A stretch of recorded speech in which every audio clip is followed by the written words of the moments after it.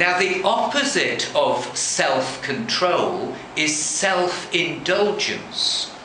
And in Matthew chapter 23 and verse 25, we find Jesus Christ sailing into the religious leaders because of their lack of self-control.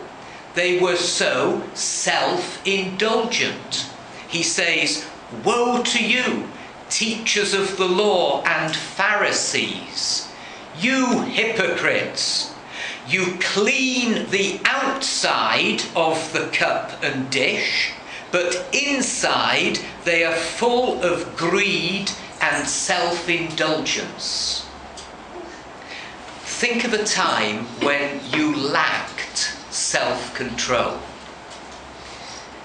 Was the consequence joy, or was it shame?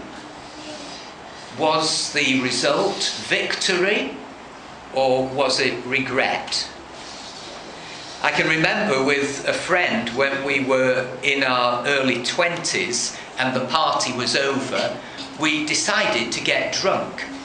We'd never been drunk before, so we thought we'd get drunk that night, finish what was left.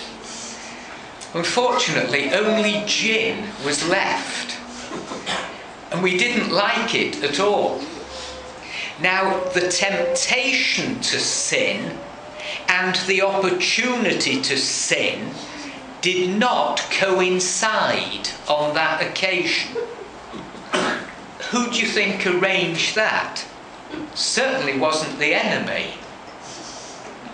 Proverbs 25 and verse 28, like a city whose walls are broken down is a man who lacks self-control.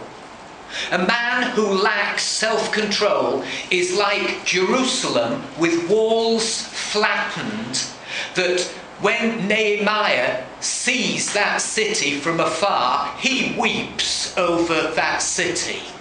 It's defenseless.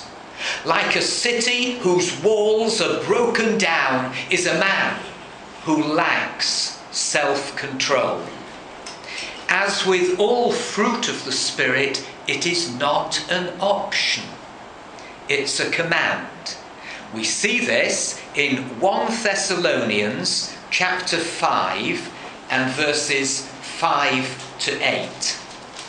1 Thessalonians chapter 5 and verse 5 to 8. You are all sons of the light and sons of the day. We do not belong to the night or to the darkness. What does a believer have in common with an unbeliever? What does light have in common with darkness? Nothing. They are poles apart. We do not belong to the night or to the darkness. So then, let us not be like others who are asleep, but let us be alert and self-controlled. For those who sleep, sleep at night, and those who get drunk at night. But since we belong to the day, let us be self-controlled, putting on faith and love as a breastplate, and the hope of salvation as a helmet. When Paul writes to Titus about eligibility for eldership, in Titus chapter 1 verse 8, he says this: if one would be an elder, such a person should be self-controlled, upright, holy, and disciplined. In 2 Peter chapter 1 verse 6, where it says add certain things to your faith, one of the things to add is self-control. Some of the fruit of the Spirit are listed there. Self-control is love standing. Self-control is temperance. to have one's faculties or energies under the control of the will. The antidote for sexual sins and sins of excess, which are mentioned earlier in Galatians chapter 5, well, the antidote is not total abstinence, nor is it asceticism. That's the do-it-yourself approach, which ends in failure and disappointment. God's answer is the supernatural spiritual fruit called self-control. In temptation's hour, to be kept by the power of God. Is it your aim to be like Jesus?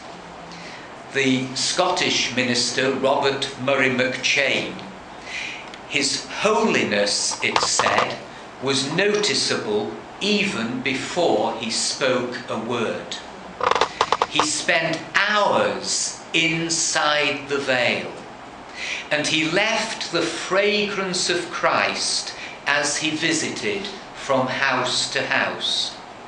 People at times were startled to see the look of Jesus upon his face. He being dead, yet speaketh, a man of holiness.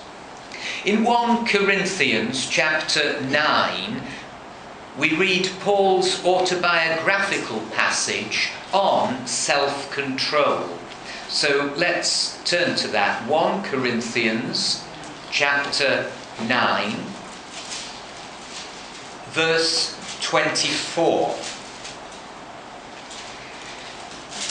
Do you not know that in a race all runners run, but only one gets the prize?